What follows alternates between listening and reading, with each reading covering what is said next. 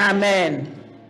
Disposez votre cœur à écouter le message de la parole de Dieu qui va nous être délivré par notre frère Raymond Lacan.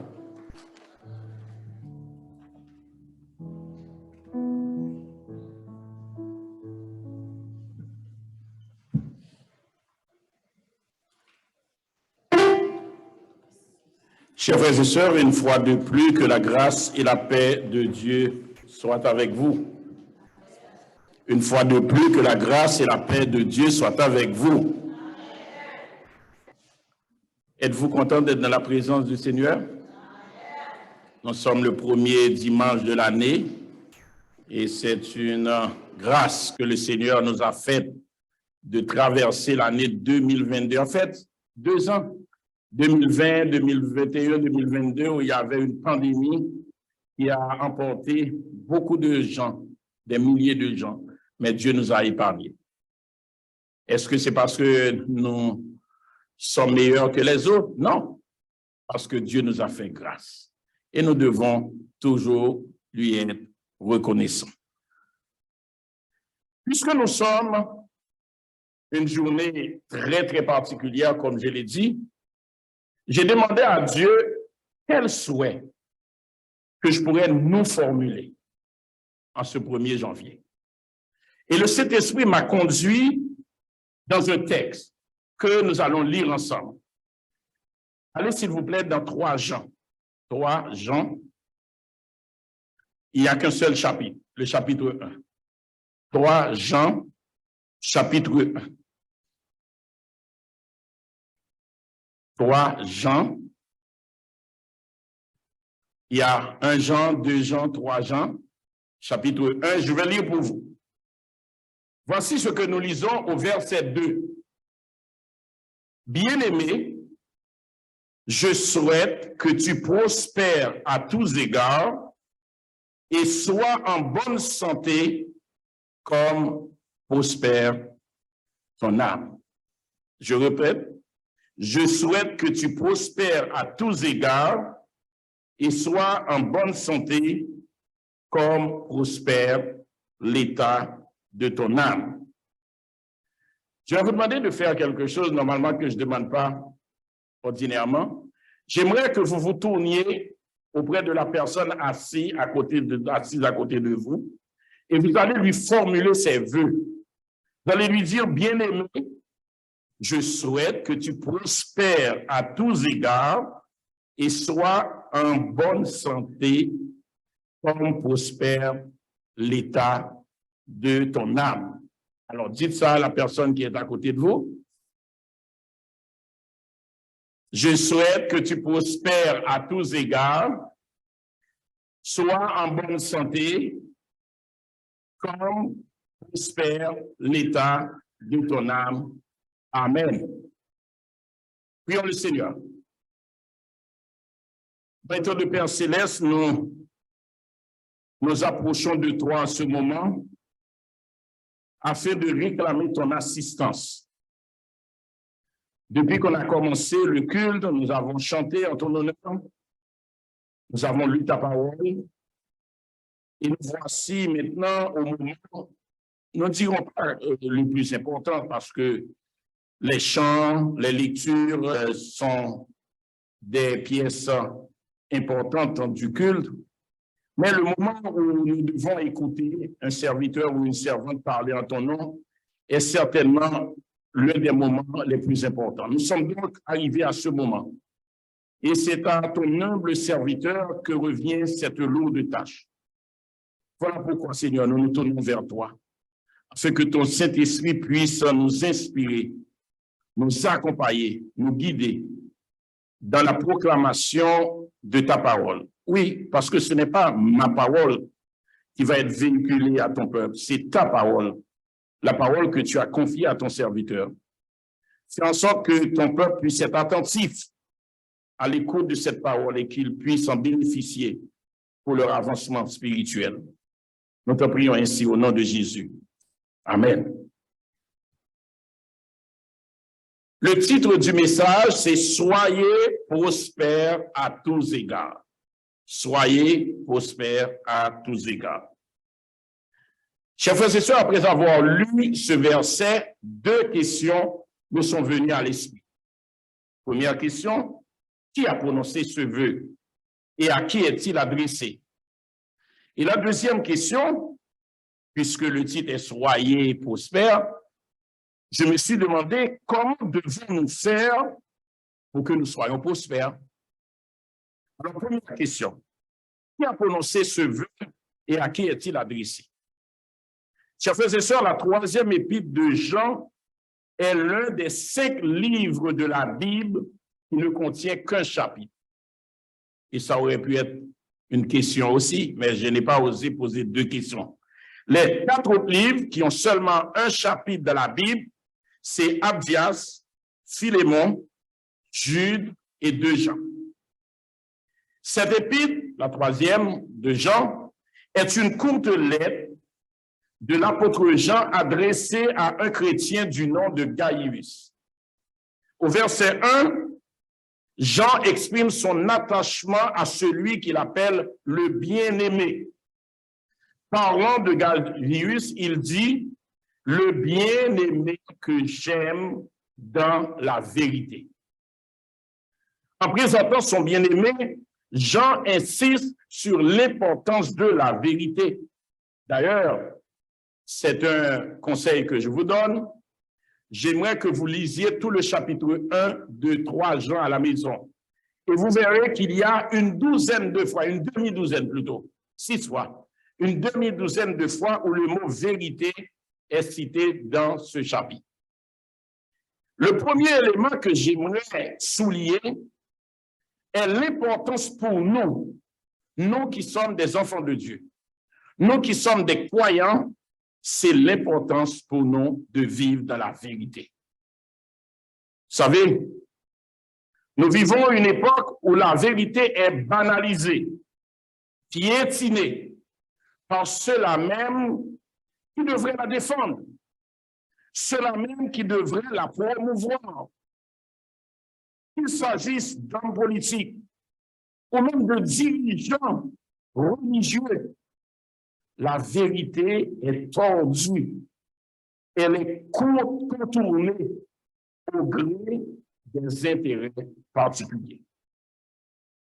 Pendant la présidence de Donald Trump, il refutait tout ce qu'on lui reprochait en qualifiant de mensonge. Et la fameuse expression que vous avez entendue tout au long de son mandat de fake news. Pourtant, il n'a pas cessé, même après qu'il ne soit plus président, de mentir. Et vous savez ce qui est le plus étonnant, je dirais même le plus ironique, c'est qu'une très grande proportion des évangéliques blancs, et on estime environ à 8 sur 10, aux États-Unis, ont voté pour Trump et l'ont appuyé. Les évangéliques, des hommes et des femmes qui devraient réprouver le comportement de cet homme. Que font-ils? Ils l'appuient. Et par le fait même, ils l'encouragent à continuer à mentir. Chers frères et sœurs, la vérité est une arme puissante que l'apôtre Paul exhorte les croyants à avoir dans leur arsenal. Et cela pour une raison simple, c'est de combattre et de sortir victorieux de Satan. Dans Éphésiens au chapitre 6 et le verset 14, l'apôtre Paul déclare « Ayez à vos reins la vérité pour ceinture ». L'apôtre Jean a souligné avec force, quand il a parlé de son ami, de son bien-aimé, ce trait de caractère qu'il possède, Gaius. Mais pourquoi est-il si important de vivre dans la vérité? Chers frères et sœurs, dans l'une des déclarations les plus profondes faites par Jésus-Christ au cours de son ministère, eh bien, Jésus a abordé le concept de la vérité. Voici ce qu'il a dit dans Jean au chapitre 8 et les versets 31 et 32. Notre Seigneur Jésus-Christ s'adressait à ce moment-là aux Juifs qui avaient cru en lui. Écoutez ce qu'il a dit. Si vous demeurez dans ma parole, vous êtes vraiment mes disciples. Vous connaîtrez la vérité et la vérité vous affranchira. Vous connaîtrez la vérité et la vérité vous affranchira. Cette déclaration de Christ, chers frères et sœurs, nous enseigne que la vraie liberté se trouve dans la connaissance de la vérité. Si nous voulons être libres, si nous ne voulons pas vivre sous le joug du diable, si nous ne voulons pas être esclaves du péché, nous devons vivre dans la vérité. Car il n'y a que la vérité qui peut nous ramener à Dieu, qui est notre destination. Puis au verset 2, le texte que j'ai lu, Jean prie pour que son ami ait la prospérité à tous égards et la santé physique. Parlant de prospérité, il y a un débat qui fait rage aux États-Unis depuis nombre d'années. Ça concerne ce qu'on appelle l'évangile de la prospérité. Je ne sais pas si vous avez déjà entendu parler de ça ou si vous avez déjà lu à ce sujet. Je ne vais pas m'étendre là-dessus parce que ce n'est pas le but du message. Mais rapidement, à quoi consiste cet évangile de la prospérité? Il y a plusieurs courants, mais j'en ai pris les deux extrêmes. Deux extrêmes. Le premier est de Charles Spurgeon. Qui est Charles Spurgeon? C'est un des prédicateurs, je dirais le plus grand prédicateur de tous les temps. Il est l'auteur de nombreux ouvrages. Il a publié beaucoup de prédications. Il a vécu dans les années 1800. Écoutez ce qu'il a déclaré. Il dit, quand j'ai lu ça, je n'ai pas arrêté de rire, hein, les chrétiens ne devraient pas chercher à amasser de l'argent. C'est une attitude anti-chrétienne et indigne. Je veux bien croire que, puisqu'il a vécu en 1800, à ce moment-là, l'argent n'avait pas l'importance qu'il a aujourd'hui. On sait que dans ces années-là, l'argent n'avait pas toute cette importance. Mais de là à dire que amasser de l'argent est une attitude antichrétienne et indigne, c'est vraiment incompréhensible. Ça, c'est le premier, courant. Il y a un deuxième courant qui est à l'autre extrême. C'est de ceux qui s'appellent Robert Tilton. Écoutez ce que lui a dit. Dieu souhaite que les chrétiens soient en bonne santé, riches et heureux. Et il ajoute, je suis convaincu que Dieu veut que chaque chrétien s'enrichisse. Deux courants. Un qui dit amasser de l'argent est indigne, l'autre qui dit il est sûr, il est convaincu que Dieu veut que nous soyons riches. Chers frères et sœurs, il est curieux de constater que ces gens qui prônent l'évangile de la prospérité figurent parmi les gens qui sont les plus riches, les pasteurs les plus riches. Est-ce que vous savez que parmi les 10 pasteurs les plus riches au monde, 5 sont des Africains, 3 des Américains et 2 viennent du continent asiatique? La fortune de ces pasteurs africains se chiffre en des dizaines de millions de dollars. Qu'un grand nombre de personnes en Afrique sont confrontées à la famine. On estime que en 2020, 280 millions d'habitants d'Africains ont souffert de la faim. Alors, que font ces pasteurs avec tous ces millions? Qu'est-ce qu'ils font avec tous ces millions dont ils disposent? Ils sont certes prospères, ils vivent dans des châteaux, ils voyagent en jet privé, mais se soucient-ils vraiment du sort de tous ces gens qui meurent de faim en Afrique? À quoi sert cette prospérité, sinon qu'à vivre dans l'opulence et dans l'abondance? Ce qui m'amène au deuxième point. Que devons-nous faire, nous, pour que nous prospérions? Chers frères et sœurs, avant de répondre à cette question, j'aimerais m'attarder un instant sur la signification du mot prospère. Car vous savez, et je suis sûr que vous le savez, être prospère selon qu'on soit un chrétien ou non n'a pas la même signification. D'après Larousse, le mot prospère veut dire qui jouit d'une situation marquée par l'abondance, la réussite et la richesse. Je reprends. Prospère veut dire qui jouit d'une situation marquée par l'abondance, la réussite et la richesse. Quand l'apôtre Jean a dit de son bien-aimé Gaius qu'il souhaite qu'il prospère à tous égards, je ne pense pas qu'il souhaitait que ce frère devienne riche ou qu'il vive dans l'abondance. Ce qui me conforte dans cette déclaration que je viens de vous faire, c'est ce qui suit dans le verset. L'apôtre Jean n'a pas dit « Je souhaite que mon ami devienne prospère ». Il ne s'est pas arrêté là. Il continue. « Je souhaite que tu prospères à tous égards et sois en bonne santé comme prospère l'état de ton âme. » En s'adressant à Gaius, l'apôtre Jean a fait un lien direct entre le début et la fin du verset. Il dit, je souhaite que tu prospères comme prospère ton âme. Chers frères et sœurs, j'aimerais vous dire, et je suis presque certain de cela, que Dieu veut, et c'est la volonté de Dieu, que nous prospérions à tous égards. Mais vous savez, lorsque nous faisons les efforts, nous travaillons, Dieu nous donne la sagesse et nous donne l'intelligence de bien gérer nos finances. Il veut que nous prospérions, mais pas de n'importe quelle façon.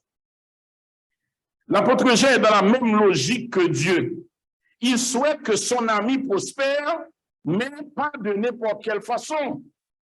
Jean conseille à son bien-aimé de prospérer comme prospère son âme. Vous savez, chers frères et sœurs, la prospérité est souhaitable. Le succès est souhaitable. La réussite à tous les niveaux est souhaitable. Qui ici n'aimerait pas avoir sa vie personnelle, sa vie familiale, sa vie professionnelle réussir? Qui ici n'aimerait pas être riche? Est-ce que parce que je suis chrétien, je renoncerai à être riche? Évidemment, je ne vais pas rentrer dans toutes les combines, les magouilles pour devenir riche.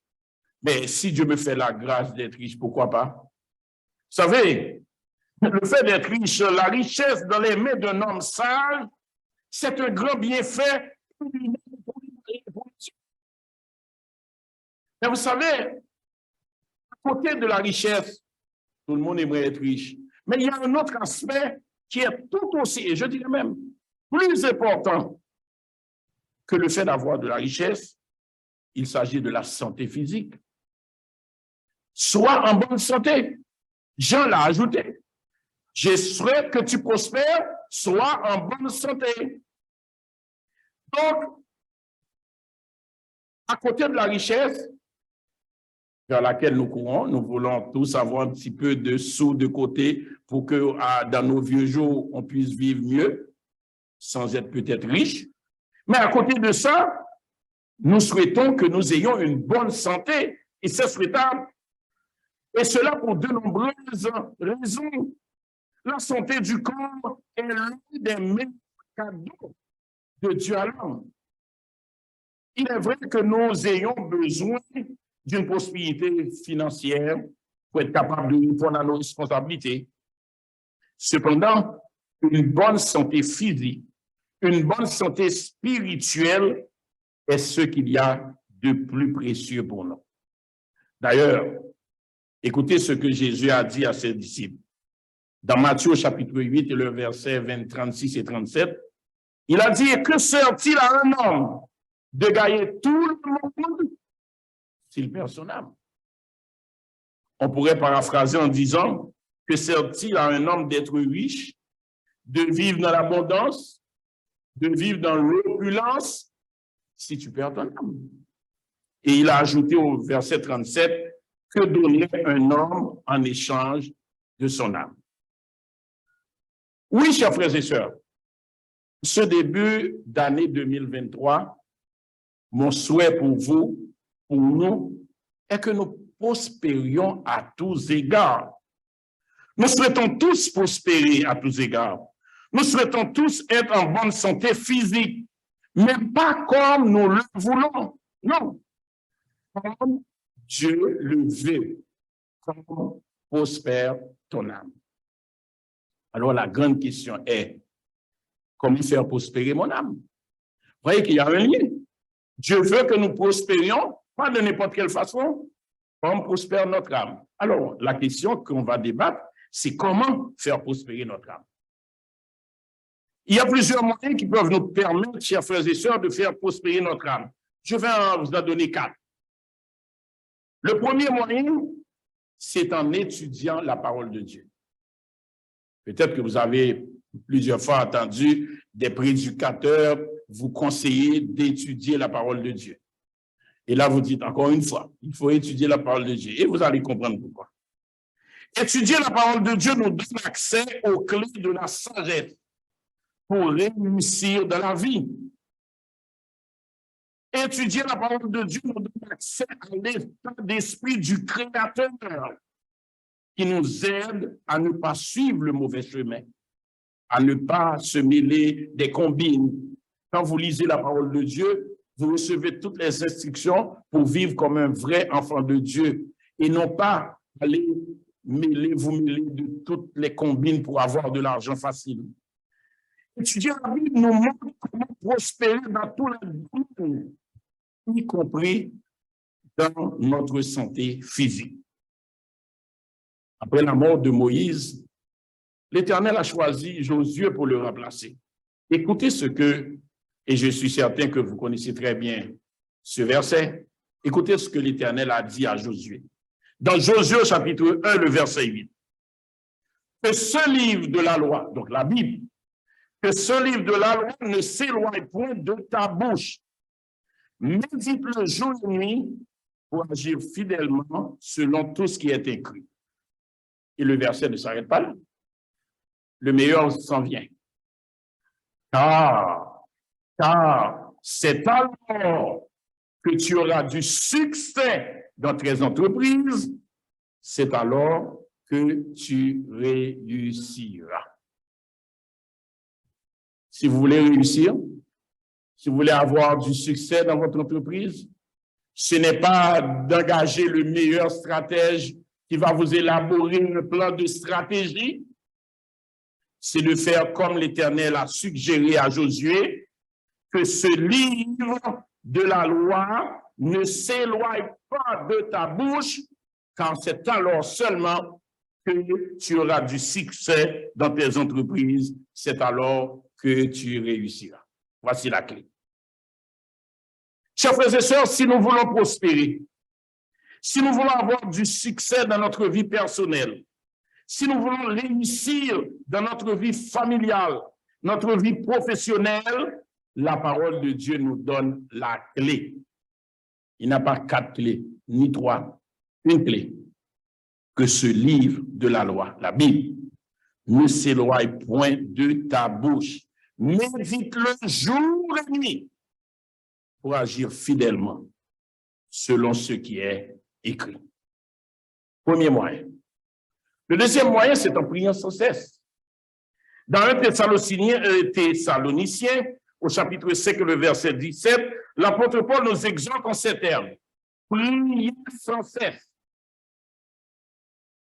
Chers frères et sœurs, la prière, je pense que, je vais commencer par moi-même, je pense que nous ne comprenons pas bien ce concept de la prière. Je suis certain que vous tous ici, vous priez. Moi, je prie. Je prie le matin, je prie le soir, en me levant, en me couchant. Je prie le matin, en me réveillant.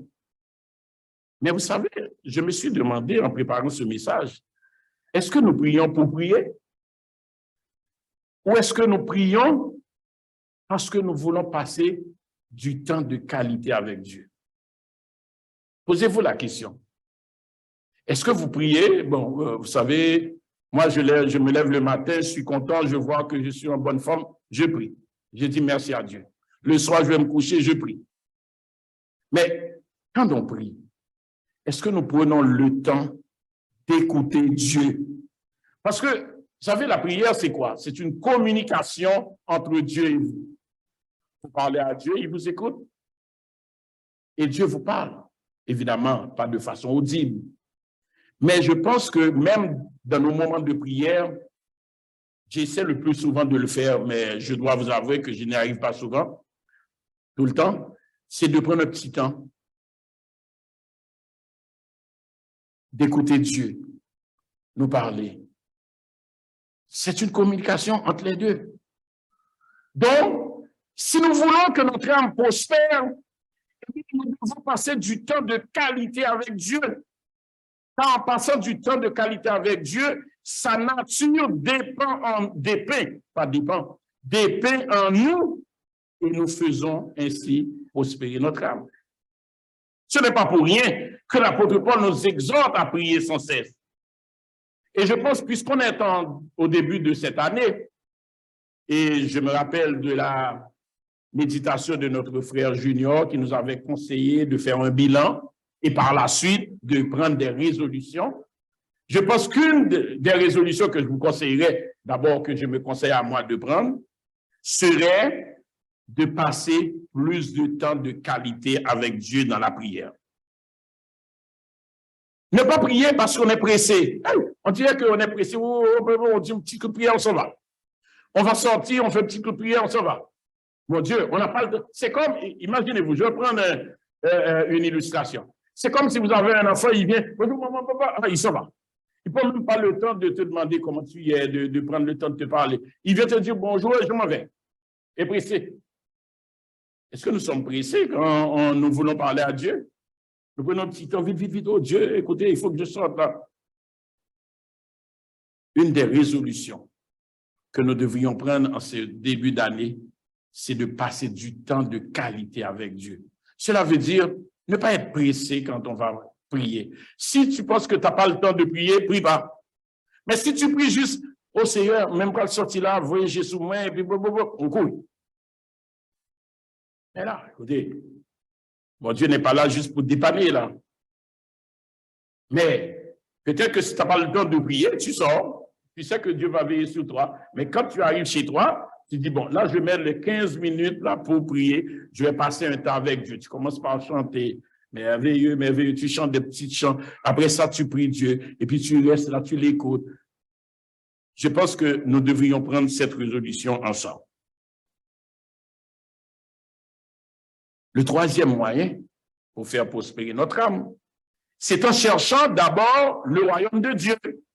Dans Matthieu, chapitre 6, le verset 33, mon Dieu, je n'ai pas regardé l'heure parce que le programme est... Okay. Bon, je pense que j'ai encore du temps. D'ailleurs, ce n'est pas dans mon habitude de couper dans un message que j'ai préparé. Je me dis, même si on doit être discipliné, mais c'est malvenu de couper dans le message parce qu'on n'a pas le temps. Ça veut dire qu'on n'a pas le temps pour accorder à Dieu, mais pourtant on a le temps de faire autre chose. Alors, je continue. Troisièmement, en cherchant d'abord le royaume de Dieu. Dans Matthieu chapitre 6 et le verset 33, écoutez ce que Jésus a dit à ses disciples. Cherchez premièrement le royaume et la justice de Dieu. Et toutes ces choses, mon Dieu, ça englobe tellement tout. La prospérité, la santé, ton travail, ta vie professionnelle, ta famille, toutes ces choses, eh bien, vous seront données par-dessus. Chers frères et sœurs, en mettant Dieu au premier plan dans ce que nous faisons, en donnant la priorité à notre implication dans le travail du Seigneur, en nous engageant dans l'évangélisation afin de gagner des âmes pour Christ, en montrant plutôt l'amour de Christ, en donnant aux pauvres, en donnant à ceux qui sont dans le besoin, voici comment nous pouvons faire prospérer notre âme. Et vous savez, la prospérité de notre âme garantit non seulement nos bénédictions, mais également la vie éternelle dans le ciel. Quatrième moyen, en marchant dans la vérité et l'amour de Dieu. Dans Éphésiens, chapitre 1, versets 1 et 2, chapitre 5, versets 1 et 2, l'apôtre Paul nous exhorte en ces termes. Devenez des imitateurs de Dieu comme des enfants bien-aimés et marchez dans la charité. La charité, c'est l'amour. Marchez dans la charité à l'exemple de Christ qui nous a aimés et qui s'est livré lui-même à Dieu pour nous comme une offrande et un sacrifice de bonne odeur. Chers frères et sœurs, notre âme va prospérer si nous marchons dans la vérité et dans l'amour. Notre âme va prospérer si nous marchons dans la connaissance de la parole de Dieu. Dans le psaume 119, verset 5, David a déclaré « Ta parole est une lampe à mes pieds et une lumière sur mon sentier. » Chers frères et sœurs, la parole de Dieu va nous montrer comment marcher, où marcher, là où on ne devrait pas aller.